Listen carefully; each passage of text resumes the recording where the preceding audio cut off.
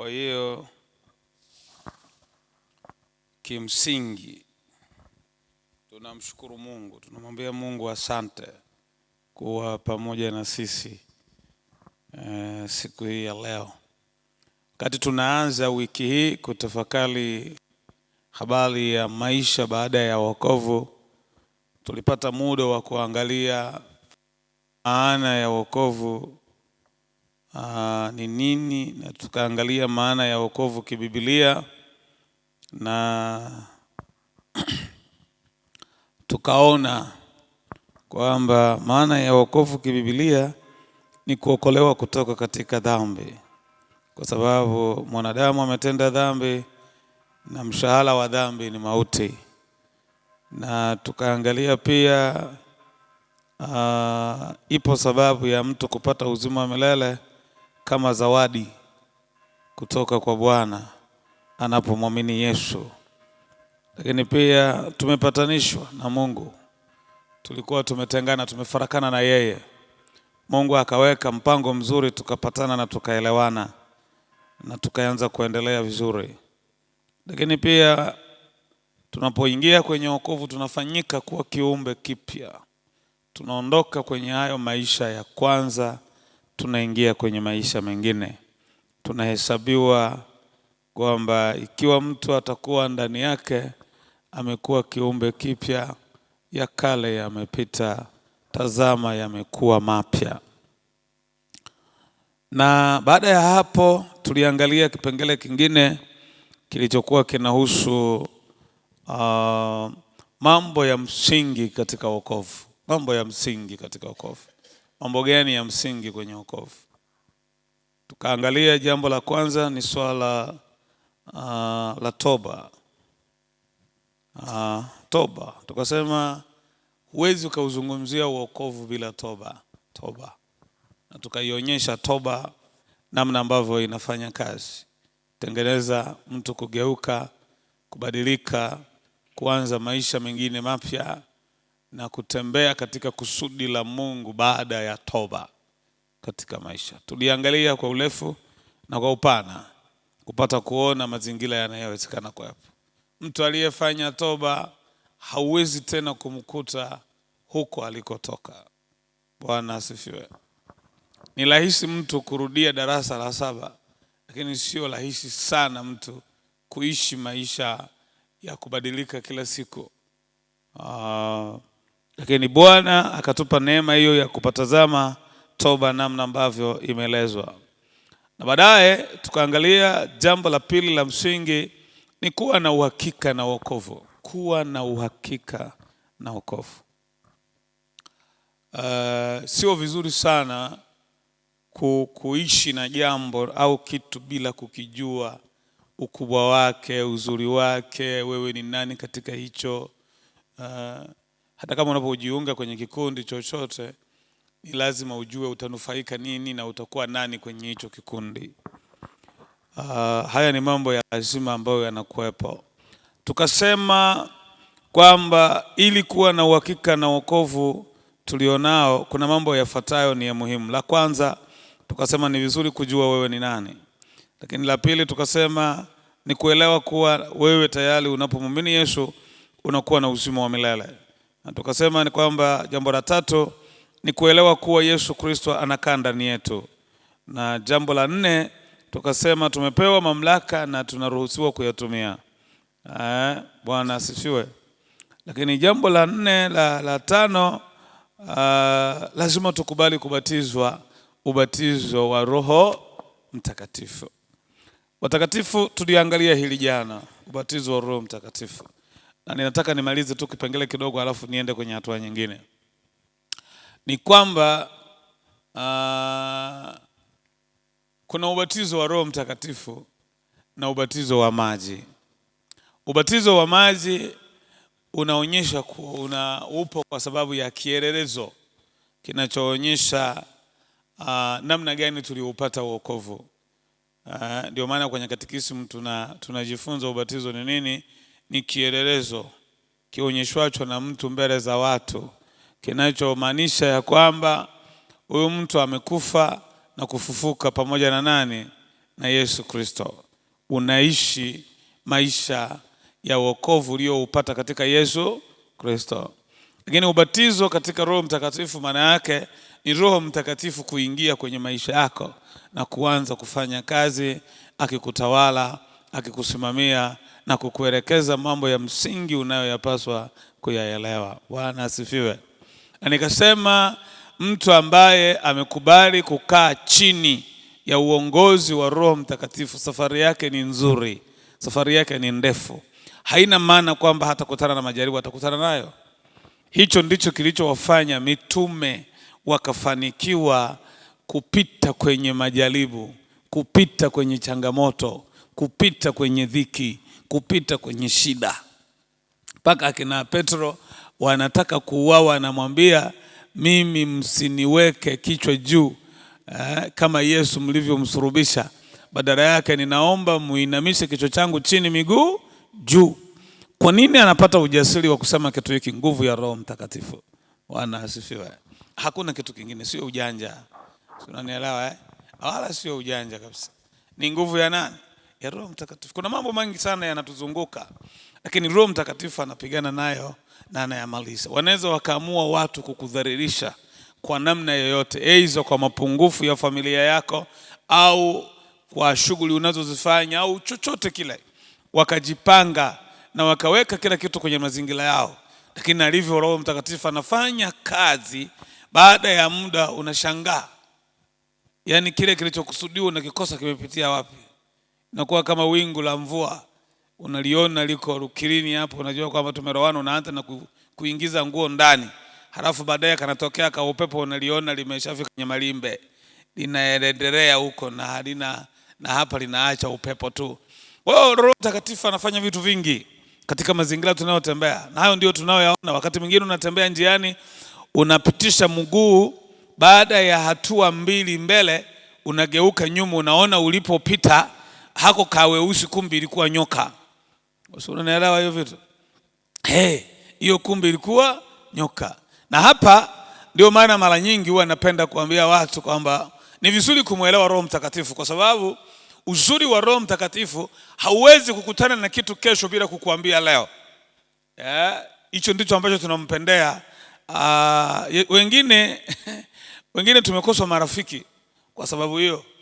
Yaani mtu anataka kujua kwamba nani huwa anamwambia, nani huwa anakuambia.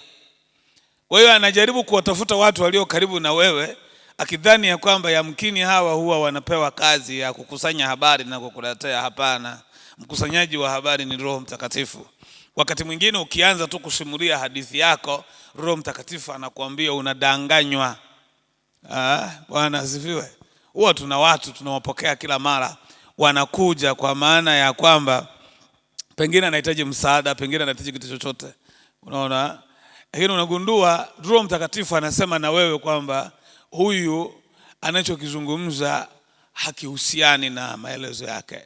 Achana naye, usipoteze hela yako. Na ukijilazimisha, ukitoa ile hela unaumia sana moyoni. Yaani inakuumiza mno hiyo hela, kwamba kwa nini nimempa hii hela. Unaweza ukamtafuta, kwamba bwana, nilikupa hela kweli? Hebu nirudishie. Kwa nini?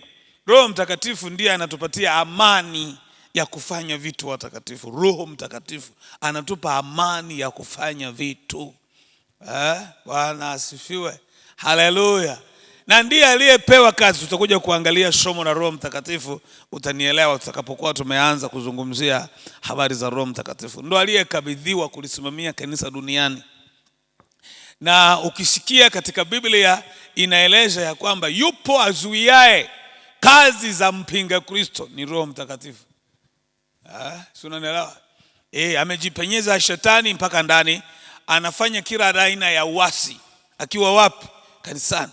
Lakini hawezi kutumalizamo wote. Kwa nini? Yupo azuiaye, Roho Mtakatifu. Kuna wale ambao wanamilikiwa na Roho Mtakatifu, mpinga Kristo hafanyi kazi inayopaswa kufanyika kwapo. Kwa nini? Anazuiliwa, hawezi kufika kule anakotaka. Ni kweli anatufanya tunaishi kama tuko kwenye joto, tunakuwa kama tuko sauna, tunakuwa kama tuko kwenye eneo baya, lakini bado nguvu ya Roho Mtakatifu inatupitisha, tunapita, tunaenda. Wanakaa vikao, wanatujadili mambo mengi ya kila namna So na sasa hivi teknolojia tulionayo unajadiliwa kwenye mtandao bila wewe kujua. Walishachukua picha zako au clip au maelezo yako. Umeelewa wanayachukua halafu wanaanza kurushiana. Hebu wangu namjua huyu, ndio wanaanza kueleza kila ambacho kinaendelea kuwepo. Kwa hiyo sasa hivi ndio mazingira yanawezekana kuwepo. Na hata ambao wanatoa mafundisho yao na kuyaweka kwenye mitandao, watu wanarushiana pia. Kwamba unamjua huyu, wanaweza kuwa wanarushiana watu klipu za kwako, lakini si kwa maana ya kusikiliza mafundisho, lakini pengine kwa maana ya agenda ambazo walizonazo. Lakini yote kwa yote, Roho Mtakatifu ndiye anayefanya kazi ya kwetu. Anaweza kusambaratisha mipango yote ambayo inasimama juu yako. Wanaweza kuharibu kwa mazingira. Wakati mwingine shuhuda zetu watakatifu zinaharibika. Mola yasema elemu Yesu. Bwana asifiwe. Wakati mwingine shuhuda zinaharibika. Nimekutana juzi na mama mmoja anafanya kazi ya injili, ni mhubiri, anahubiri. Lakini cha ajabu ambacho kimekuwepo sasa hivi takriban karibu miaka 10, mume wake alibadilika, akaanza kunywa pombe na kuvuta sigara. Umeelewa Kunywa pombe na kuvuta, na akinywa pombe anakuja anapiga familia yote, anaifukuza, wanaenda kulala mitaroni. Yeye peke yake ndo analala hapo nje. Sio, unaelewa? Lakini mama ni mhubiri mzuri sana. Mzuri sana, anaitwa kwenda, anaenda kuhubiri, anafanya huduma vizuri sana. Tena sana. Anaombea watu, anafanya nini? Lakini yeye sasa hivi takriban miaka 10, mke wake yani anahubiri, anaomba, anafanya, lakini mwanaume ni mlevi, anakunywa pombe. Kuna nyakati miaka michache ya nyuma kule, nakwambia alikuwa anakunywa, anauza mpaka chakula nyumbani. Yani maisha na maendeleo aliyokuwa nayo, mwanaume amefanya kila inavyowezekana. Baadhi ya viwanja vilivyokuwa na ameuza, na anapopata hela anaenda kuishi kwenye pombe, anamaliza. Yani sasa maswali yanakuwa hivi, Mola yasema haleluya. Maswali yanakuwa hivi, sasa kama wewe unamtumikia Mungu, unawaombea watu wengine wanapona, unawafanyia watu wengine hivi na hivi, kwa nini wewe usimuombee mume wako? Kwani usimuombee mume wako? Alifika mahali akakata tamaa. Wakati tunaongea na yeye, anasema kwamba yani nimeamua niachane naye, ni bora nimalize bila ndoa. Mimi miaka yote nimeishi kwenye ndoa, sijawahi kuona furaha ya ndoa. Naishi maisha magumu, mazito ya kila namna, na kadiri ninavyokaza kumtumikia Mungu ndivyo ndoa yangu inazidi kuwa mbaya sio kawaida. Ni mtu ambaye ninaishi, ni mtu wa kilio, ninalia mchana na usiku. Maandalizi yangu ya kwenda kuhubiri mara nyingi ninajiandaa kwa kulia tu. Bora niachane na huyu mwanaume na nianze huduma ya kwangu peke yangu. Nikamwambia no. Huyo ni mume, Mungu amefanya nini? Amekupa. Na hiyo ndio nguvu ya huduma yako. Bwana asifiwe. Haleluya. Na hiyo ndio nguvu ya huduma yako. Ukiachana na mume wako utakuwa umeachana na huduma ambayo Mungu ameweka kwenye maisha yako. Bwana asifiwe. Haleluya. Akasema hapana, bora unaniambia maneno magumu sana, unaongea tu, unayajua. Nikamwambia hata kama siyajui, lakini ninamjua Roho Mtakatifu ninayefanya naye kazi, ya kwamba hawezi kuzuiliwa na tabia mbaya za mume wako ukashindwa kufanya huduma. Na nikamuuliza swali kwamba hebu niambie, yes, ni wapi umesimama kwenye huduma ukaaibishwa? Ni lini umetoa huduma yako ikakosa watu wa kuisikiliza? Nikamwambia watu wananitafuta usiku na mchana. Yani huduma yangu inafanya kazi kila mara.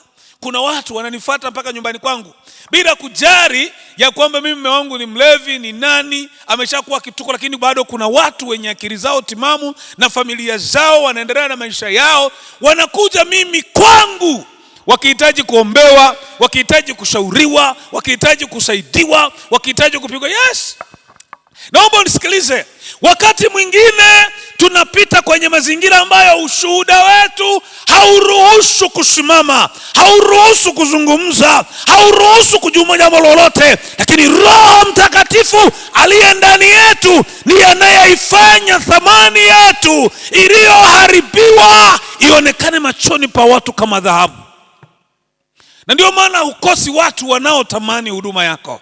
Wapo wanaokaa kukujadili, wapo wanaokaa kukubeza, wapo wanaokaa kuzungumza mambo yako, na hata wakati mwingine ukiwa kwenye jukwaa unahubiri, watu ndo wanakumbushana habari zake Yesu. Unamuona huyu aliyesema huyo mama, yes, mume wake si ndio yule. Na wakati mwingine, siku moja alipewa nafasi ya kuhubiri kwenye maeneo ya kwao, akapewa nafasi ya kuhubiri mkutano wa nje. Wakati anahubiri, mume wake akaja amelewa, ameshikilia bia huku zingine mbili ameweka kwenye mfuko nyuma, anazo, anakuja kwenye mkutano amelewa. Alafu anawauliza watu, anayehubiri nani huyu anahubiri? Hata nyumbani kwangu kuna mwanamke anahubiri kweli, nikimleta hapa mnamsikiliza. Wakati kumbe aliyeko mbele yake ndiye mke wake, amelewa. Mkutano upo. Yeye alipomuona moyo wake ukayeyuka.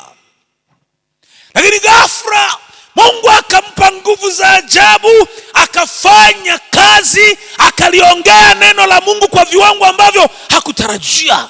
Kwa kuna wakati mwingine Bwana anatuficha kwa nguvu za Roho Mtakatifu. Ni kweli maisha tulionayo hatuwezi kuyafanya yakawa 100% yana viwango vinavyolipa kwa watu. Hapana. Lakini wakati mwingine Roho Mtakatifu anatuficha.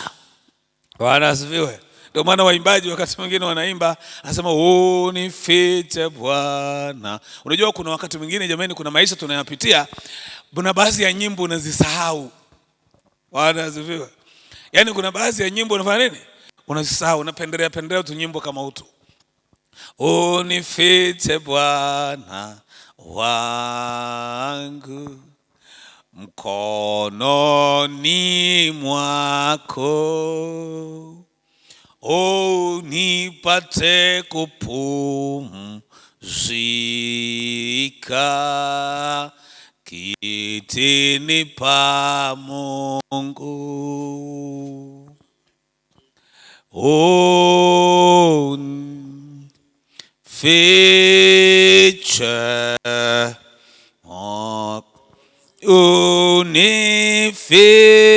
Unifiche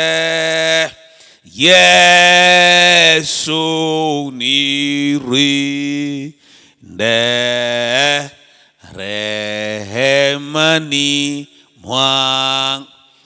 Wakati mwingine hizi nyimbo ndo zinaonekana kuwa faraja, endo tamu. Unaweza ukasimama hata mbele za watu kama naupenda sana wimbo, kumbe ni kwa sababu ya maisha unayoyaishi, aina ya lifestyle ulionayo, ndio maana unavutiwa. Kumbe nyimbo zote zinafaa, kumbe nyimbo zote zingekufaa, kumbe nyimbo zote ungeziimba, kumbe nyimbo zote zinapendeza. Lakini kutokana na aina ya maisha unayoyapitia, hata unakuwa na baadhi ya nyimbo unazozipenda. Bwana Yesu asifiwe. Watakatifu, hakuna kitu kitamu kama kumweleza Roho Mtakatifu. Anazungumza mambo mengi sana, anafanya mambo makubwa mno kwenye mazingira yanayowezekana kwa. Mimi nakumbuka kitu kimoja, Roho Mtakatifu alifanya jambo nikiwa Chato. Nilipata changamoto tu ndogo wakati nikiwa Chato, ambayo ilinipelekea kuleta shida, kushindana na jirani yangu. Jirani yangu alikuwa na kondoo hawa wa Mahorero. Kondoo hawa wa Mahorero, hawa washifu hawa alikuwa nao. Sasa wakati ninaenda mimi Chato, nilikuta kuna mbwa. Wakati mchungaji Gunda anahama kuja Geita, kuna mbwa alimwacha mahali pale. Sasa yule mbwa alileta shida kidogo. Akaletea kupata changamoto na huyo jirani yangu ambaye alikuwa na kondoo. Paka kaleta vita bwana. Kubwa kabisa, kaleta changamoto inawezekana kwa hapo. Siku moja usiku nikiwa nimelala, nikasikia kitu kinazungumza moyoni. Upande wa dirisha lilikuwa linaelekea magharibi. Dirisha letu kwenye chumba tulichokuwa tunalala, kulikuwa na dirisha moja linaelekea magharibi. inaonyesha nikana kwamba ni kama kuna kitu huku. Nikaamka, nilikuwa nimelima mahindi pale vizuri na yamekaa vizuri sana. Nikaamka asubuhi nikamwambia mke wangu, lakini ninaona ni kama kuna kitu huku. Unaona? Mke wangu akaniambia kwamba ni kweli mimi nimeota ni kama kuna mtu anachimbia kitu shambani, japo sijamuelewa ni nani. Mimi nikasema hapana, ngoja tu nipaangalia kwenye haya maeneo, yanawezekana kwa hapo. Nikaenda nikazunguka, lakini baadaye kukawa na mvuto wa kupita pale katikati kwenye wima wa lile dirisha la chumbani kwetu. Nilipokwenda kufika nikakuta kuna sehemu imefukiwa. Nikasema shida ya watu hawa, wanabadilishaga vigingi usiku. Unaamuka unakuta kigingi kilishahamishwa, wewe unaishi tu. Baadaye unasema kigingi changu kiko, kumbe kilishahamishwa.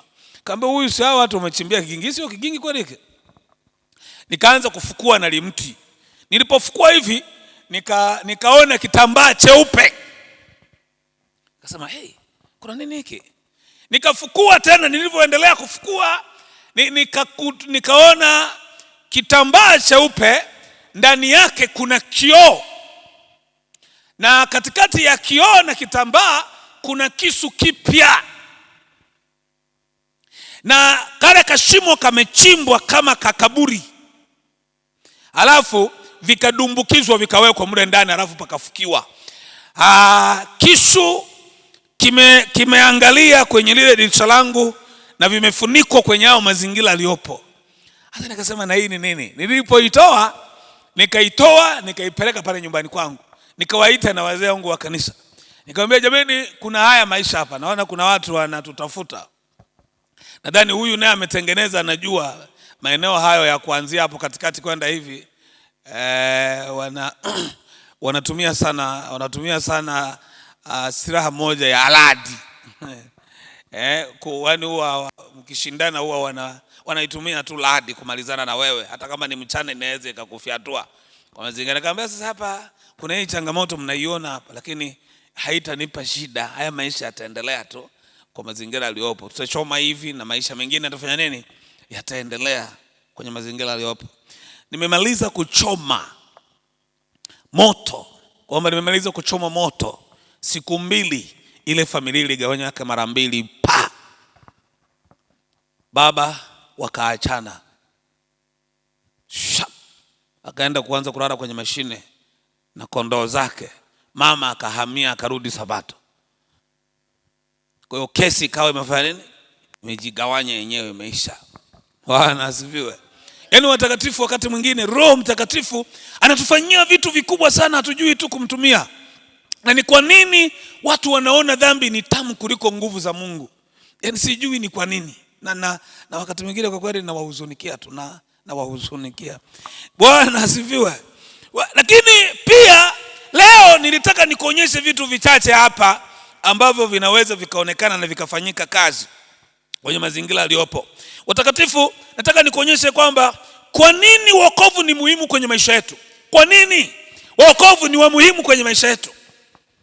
Watakatifu, wokovu ni wa muhimu kwenye maisha yetu kwa sababu kwanza unaleta amani kati yetu na Mungu. Bwana asifiwe. Haleluya. Kuna umuhimu wa wokovu kwa sababu ndicho kitu pekee kinachotengeneza amani kati ya mwanadamu na nani? Na Mungu. Wokovu ndio unatukutanisha sisi na Mungu. Tangu tulipofukuzwa kutoka kwenye bustani ya Edeni, tunarejea kwa Bwana kwa njia ya wokovu. Tunapoamini, tunapookolewa, tunaposamehewa dhambi, tunapata nafasi ya kutengeneza amani kati yetu na nani? Na Mungu. Na ndio maana tunapata muda wa kumuimbia. Tunamsifu Mungu, anasikia sifa zetu. Tunatoa sadaka, Mungu anapokea sadaka zetu. Anatubariki, anatulinda, na tukifa anatupokea. Bwana Yesu asifiwe. Haleluya. Kwa kuna umuhimu wa maisha ya wokovu. Jamani watakatifu, tunapata nafasi, tunaleta amani kati yetu sisi pamoja na nani? Na Mungu kwenye maisha yetu. Kwa hiyo tamani kuishi kwenye wokovu. Tamani kuokoka. Ukubali huo wokovu wa Kristo uishi kwenye maisha yako ili uendelee kutengeneza amani kati yako na nani? Na Mungu. Na hakuna kitu kama amani tunachokihitaji. Wote tunatafuta amani. Waliooa wanahitaji amani kwenye ndoa yao. unahitaji amani na watoto wao, unahitaji amani na majirani, unahitaji amani na watu mbalimbali. Karibu shirika shughuli zako, mipango yako unatamani kuifanya kwa nini? Kwa amani. Lakini pia tunahitaji kuwa na amani na nani? Na Mungu wetu. Bwana asifiwe. Lakini jambo jingine la pili, watakatifu, kwa nini, kuna umuhimu gani wa wokovu jamani? Moja, jambo la pili, umuhimu wa wokovu, tunapata uhakika wa uzima wa milele. Jamani, wokovu umuhimu wake kwenye maisha yetu, tunakuwa na uhakika wa uzima wa nini? Wa milele. Biblia inasema tumekwisha kupita kutoka mautini kuingia uzimani. Bwana asifiwe. Haleluya. Hebu nisomee Yohana sura ya 3. Anza na mstari wa 17. Unasemaje? Yohana 3:17. Anza na mstari wa 17, unasemaje? Neno la Mungu linasema, maana Mungu hakumtuma mwana ulimwenguni ili auhukumu ulimwengu, badala yake bali ulimwengu uokolewe katika yeye. Ulimwengu uokolewe katika yeye. Mstari wa 18, amwaminie yeye hahukumiwi. Amwaminie yeye hahukumiwi. Asiyeamini amekwisha kuhukumiwa. Asiyeamini amekwisha kuhukumiwa. Kwa sababu hakuliamini jina la mwana pekee wa Mungu. Kwa sababu hajaliamini jina la mwana pekee wa nani? Wa Mungu. Na hii ndiyo hukumu ya kuwa nuru imekuja ulimwenguni. Nuru imekuja ulimwenguni. Na watu wakapenda giza kuliko nuru. Watu wakapenda giza kuliko nuru. Kwa maana matendo yao yalikuwa maovu. Mapendo yao yalikuwa maovu. Maana kila mtu atendaye mabaya huichukia nuru. Wala haji kwenye nuru. Na wala hawezi kuja kwenye nuru. Matendo yake yasije yakakemewa. Matendo yake yakaonekana. 21. Bali yeye aitendaye kweli. Lakini yeye anayetenda kweli huja kwenye nuru. Ili matendo yake yaonekane wazi. Ili matendo yake yaonekane nini? Yametendwa katika Mungu. Yametendwa katika Mungu. Ishia tu hapo. Bwana Yesu asifiwe. Haleluya. Mara nyingi mtu anayeishi kwenye maovu huchukia neno. Hapendi kulisikia neno la Mungu, kwa sababu neno la Mungu watakatifu ndo nuru, ndo mwanga. Sura naelewa? Daudi anasema ya kwamba nimeliweka neno lako moyoni mwangu nisije nikakutenda dhambi. Sehemu nyingine anasema neno lako ni taa ya miguu yangu, inanisaidia kumulika mahali pa kupita. Kwa mtu anayependa maovu hawawezi kuelewana na neno. Hapendi mahubiri yanayowaambia watu kuacha dhambi. Hapendi kusikia habari hiyo. Utamsikia analalamika. Ina maana mahubiri, hana mahubiri mengine. Alishabakiza tu kuzungumzia dhambi. Alishabakiza tu kuchongodoa watu wengine. Ina maana yeye ni mtakatifu mno. Ina maana yeye ni nani? Imefika nini mtu usikimuona mtu hapendi neno, uelewe anaishi maisha ya nini? Ya uovu. Hata kama haujui, moja ya viashiria vya mtu anayeishi dhambini ni kutokulipenda neno la nani? La Mungu. Analichukia neno. Hapendi neno la Mungu. Anapenda brabra. Na akija kanisani anapenda vipindi vya sifa, kuabudu na vitu hivyo vichache anavyoweza kupenda. Lakini hawezi, kikifika kipindi cha neno anaweza kutoka nje akawa na dharura na vitu vingine vinavyofanyika kuwepo. Na shetani anawatumikisha watu kwa namna hiyo. Amewaleta akawapanda kanisani. Nakumbuka siku moja wakati tunafanya huduma tulikutana na mtu kwa mara ya kwanza niliona hicho kitu. Kwa maana nikutana na mtu wakati tunamuombea, mapepo yanasema hivi, kwa nini yeye hataki kuja kanisani? Bwana asifiwe. Haleluya. Haleluya. Kwa nini yeye hataki kuja kanisani? Tulishamwambia asiache kuja kanisani. Sura unaelewa Kuja kanisani kufanya nini? Tulishamwambia asiache kuja wapi? Kanisani. Kwa kuna watu kumbe wengine wanahimizwa na mapepo, wametunzwa na mizimu kuja wapi? Kanisani. Lakini maisha yao yanaendeshwa na nini? Na mizimu. Na ndio maana mtu mzuri kanisani anafanya mambo mazuri kanisani, anafanya vitu vizuri kanisani, lakini baada ya kutoka tu kanisani anaishi maisha ya uovu. Kwa nini? Kuna nguvu inayomleta kanisani. Anafanya kazi zote vizuri kanisani, lakini kuna maisha ambayo hawezi kuyaacha. Kuna maisha ambayo hawezi kufanya nini? Kuyaacha. Kwenye mazingira inawezekana kuna vitu kama hivyo. Lakini jambo la tatu la muhimu, umuhimu unaotufanya kuishi katika wokovu wa utakatifu, kuwa katika wokovu, umuhimu. Kwa nini wokovu ni muhimu katika maisha yetu? Jambo la tatu, unabadilisha maisha yako ya duniani na kukupatia uhakika wa maisha ya milele. Wokovu unatubadilishia maisha ya duniani. Tunaishi duniani lakini tunaishi kwa staili ya wapi? Ya mbinguni. Bwana asifiwe. Kwani wokovu unatufanya tuko duniani lakini tunaishi maisha ya wapi? Ya mbinguni. Hao ndio mambo ambavyo yanakuepo. Ndio maana tunazungumza hapa, sio nyumbani kwetu. Nyumbani kwetu ni wapi? Ni mbinguni. Hapa tunapita, sio kwetu, sio mahali petu. Duniani sio pale ambapo tunatarajia kuishi. No, tunapita tu, tuko njiani, tunafanya nini? Tunaendelea kwenda mbinguni, sio mahali petu. Tunapata uhakika tunapoishi duniani ya kwamba tuna maisha ya nini? Ya milele. Ni lazima tukubali kuona wokovu ni wa thamani katika maisha yetu. Umuhimu wake unatuweka katika haya mambo ili kuweza kufikia viwango ambavyo Mungu anavipenda. Watakatifu, wewe unayenisikiliza, naomba nikupe neema hii ya kwamba kwa wiki hii nzima tunapoendelea kutafakari habari ya wokovu, wewe kama umezaliwa kwenye maisha ya Ukristo na haujawahi kumwamini Yesu Kristo kuwa Bwana na Mwokozi wa maisha yako, ninakushauri mpe Yesu maisha. Na kama uko kanisani na hauwezi kuyaishi maisha ya wokovu, jitathimini. Acha kulichukia neno, jitathimini. Mruhusu Roho Mtakatifu afanye kazi kwenye maisha yako na uishi katika maisha ya wokovu ili uipate neema na baraka ya Mungu inayotolewa kwenye wokovu. Bwana atatenda mema kwenye maisha yako. Bwana atakuunganisha pamoja na watakatifu wengine. Utaiona thamani ya Mungu katika maisha yako. Tusimame. Mbele nina endelea, ninazidi kutembea, maombi yasikie, Bwana nipandishe, Bwana niinue, kwa imani nisimame, nipande milima yote, Bwana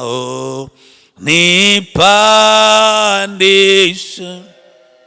Tufike mbele za Mungu kwa maombi. Na leo Jumamosi tumshukuru Mungu kwa ajili ya yale tuliyoyaombea wiki hii, lakini pia tuombee ibada ya kesho. Mungu apate kuwaleta watu kuja kumwabudu Mungu. Tunakushukuru Mungu kwa wema wako na upendo wako mkubwa uliouonyesha katika maisha yetu. Tumezungumza maisha baada ya wokovu wiki hii nzima kwa vipengele vyote ambavyo Mungu tumevizungumza, na watu wako wanatusikiliza na kutuelewa.